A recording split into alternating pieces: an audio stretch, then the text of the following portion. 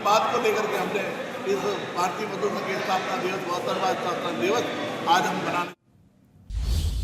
आगे बढ़ते हैं। खबर जयपुर शहर से है, जहां यातायात व्यवस्था को सुगम, सुरक्षित और व्यवस्थित बनाने की दिशा में जयपुर विकास प्राधिकरण ने एक महत्वपूर्ण कदम उठाया है।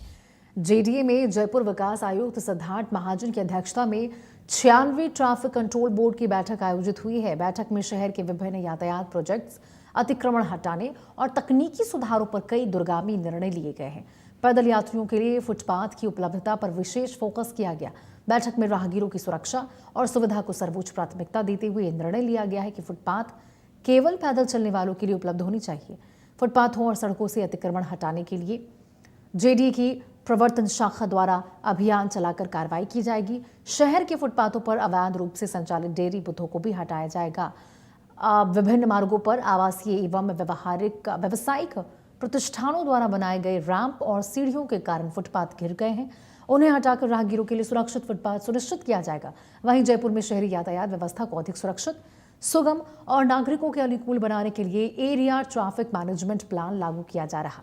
ट्रैफिक मैनेजमेंट के इस नए एवोल्यूशन कॉरिडोर, जंक्शन से कॉरिडोर और फिर एरिया तक के तहत मार्ग जो हैं वो आएंगे। प्रस्ताव के अनुसार पैदल यात्रियों के लिए बाधा रहित और सुरक्षित निरंतर फुटपाथ विकसित किए जाएंगे, जहां सड़क और वॉकवे के बीच स्पष्ट अलगाव और सुरक्षा के लिए लो लेवल लाइटिंग होगी। सड़कों को हरित पट्टियों, जिम उपकरणों, साइकिल ट्रैक, बैठने की जगहों, संकेतकों एवं अन्य शहरी सुविधाओं से अधिक आकर्षक और उपयोगी बनाया जाएगा। इसके साथ ही नेटवर्क मोबिलिटी के तहत उपयुक्त चौराहों और आकर्षक रोटरी विकसित करके आंतरिक सड़कों पर यातायात को बिना ट्रैफिक सिग्नल के सुचारू रूप से संचालित करने की योजना है।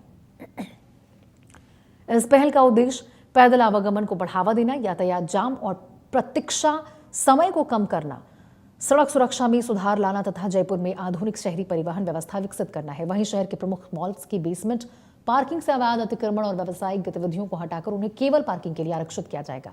इसके साथ ही एसएल मार्ग पर स्थित व्यावसायिक प्रतिष्ठानों, होटलों और अस्पतालों द्वारा रैंप, सीढ़ियां और जालियां लगाकर किए गए अतिक्रमण के खिलाफ भी नोटिस देकर कार्रवाई की जाएगी।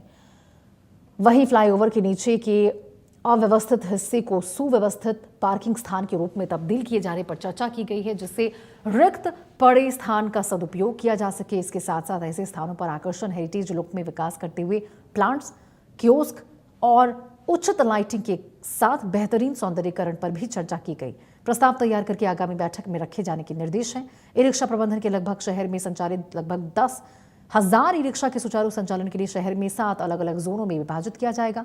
आमजन एवं महिलाओं की सुरक्षा के लिए इस QR कोड में आपातकालीन SOS अलर्ट की सुविधा भी जोड़ी गई है। यातायात प्रबंधन में आधुनिक तकनीक का उपयोग करते हुए ऑटोमेटिक नंबर प्लेट रिकॉग्निशन तकनीक से ट्रैफिक नियमों का उल्लंघन करने वालों की पहचान की जाएगी। चौराहे पर LED स्क्रीन लगाकर वाहनों के पेंटिंग चालान प्रदर्शित किए जाएंगे। बैठक में राजस्थान आवासन मंडल अतिरिक्त पुलिस आयुक्त सहित जयपुर डेयरी नगर निगम, सार्वजनिक निर्माण विभाग, स्मार्ट सिटी, परिवहन विभाग, NHAIA, MRC, JCTSL, रिको के वरिष्ठ अधिकारीगण उपस्थित थे।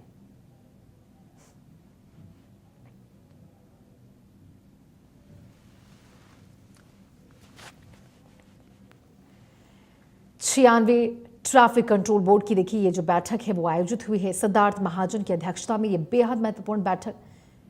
चौराहों पर वाहनों के लंबित चालान अब साफ तौर पर दिखते हुए नजर आएंगे। फ्लाईओवर के नीचे ये पार्किंग विकसित होगी। जयपुर में ट्रैफिक सुधार की ये बड़ी पहल।